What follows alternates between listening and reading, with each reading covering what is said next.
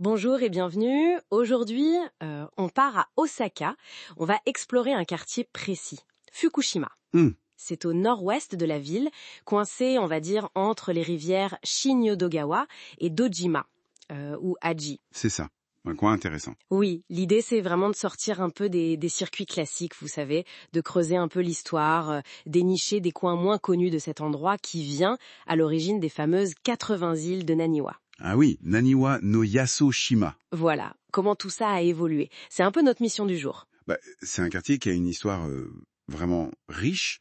Rien que le nom Fukushima, ça viendrait d'une anecdote assez ancienne du Xe siècle. Ah oui, On raconte que le lettré Sugawara no Michizane, en route pour l'exil, serait passé par là. d'accord. Et à l'époque, l'île s'appelait Gaikijima, l'île des fantômes affamés.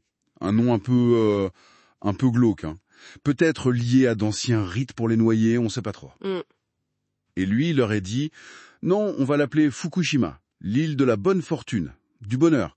Un changement de nom plutôt positif, quoi. C'est une belle histoire. Et ça continue avec les figures historiques. J'ai lu que Minamoto no Yoshitsume, Oui, tout à fait. Yoshitsune est passé par Fukushima en 1185. C'était pendant sa campagne contre les Heike. incroyable. C'est même raconté dans le Heike Monogatari. Donc, oui, ça ancre vraiment le quartier dans la grande histoire du Japon. Carrément. Et en parlant de trésors plus locaux, peut-être, il y a cette histoire de fleurs. Ah, vous pensez au Noda Fuji? La glycine de Noda. C'est ça, oui. Alors ça, c'était légendaire, apparemment. Sa beauté était comparée au cerisier de Yoshino. C'est dire Ouais, quand même. des grands noms, hein, comme le shogun Ashikaga Yoshiakira et même Toyotomi Hideyoshi. Il venait exprès pour voir ces glycines, près du sanctuaire Kasuga. Hideyoshi lui-même. Oui. Donc pour qui visite au printemps, c'est vraiment un incontournable. Un mélange d'histoire et de beauté naturelle. C'est fou d'imaginer ça. Mais bon, le quartier a pas mal changé depuis, j'imagine. L'industrialisation est passée par là aussi. Ah oui, complètement. Fukushima est devenu un pôle industriel assez important. Il y avait de grandes filatures, comme Osaka Buseki. D'accord. Et le truc assez étonnant, c'est de savoir que Panasonic, enfin Matsushita à l'époque, Oui. ça a démarré là, à Okai, un quartier de Fukushima, en 1918. Konosuke Matsushita a lancé son entreprise là-bas. C'est incroyable. Du coup, le quartier est passé des légendes et des fleurs à l'industrie lourde et à l'innovation. Exactement. C'est une transformation radicale. Et ce passé industriel, il a aussi laissé des traces. Ou plutôt, il a laissé la place à autre chose aujourd'hui. Qu'est-ce qu'on y trouve maintenant alors, sur ces anciens sites? Le contraste est assez saisissant. Là où il y avait des usines ou même l'ancien hôpital universitaire, on a maintenant des développements tout neufs. Comme Otorumachi, par exemple. C'est là qu'il y a le siège de la chaîne de télé ABC. C'est très moderne. Ou alors Enu-Chayamachi, un peu plus loin, aménagé dans d'anciens entrepôts textiles. C'est devenu un coin tendance, pour le shopping, pour flâner. D'accord, donc une vraie métamorphose.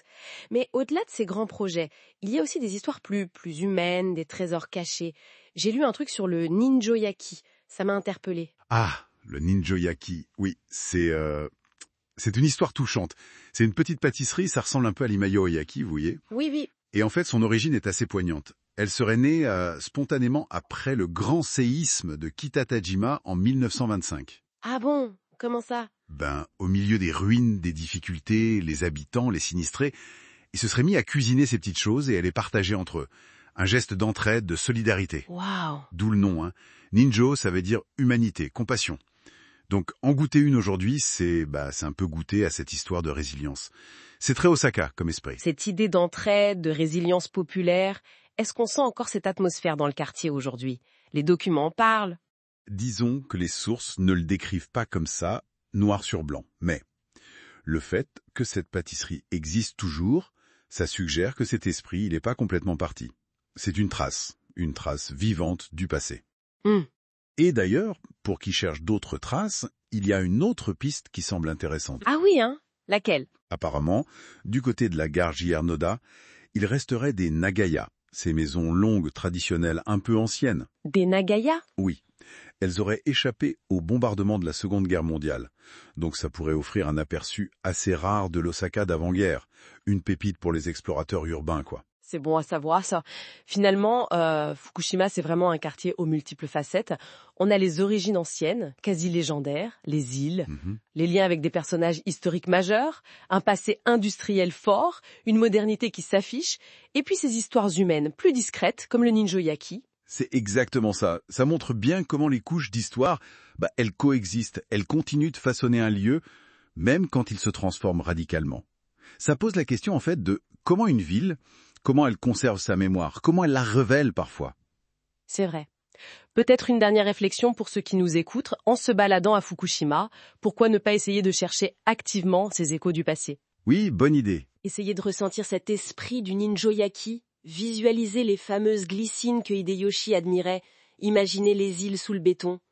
Quelles autres histoires attendent peut-être juste qu'on tende l'oreille un peu plus attentivement? Qui sait ce qu'on pourrait découvrir en regardant bien.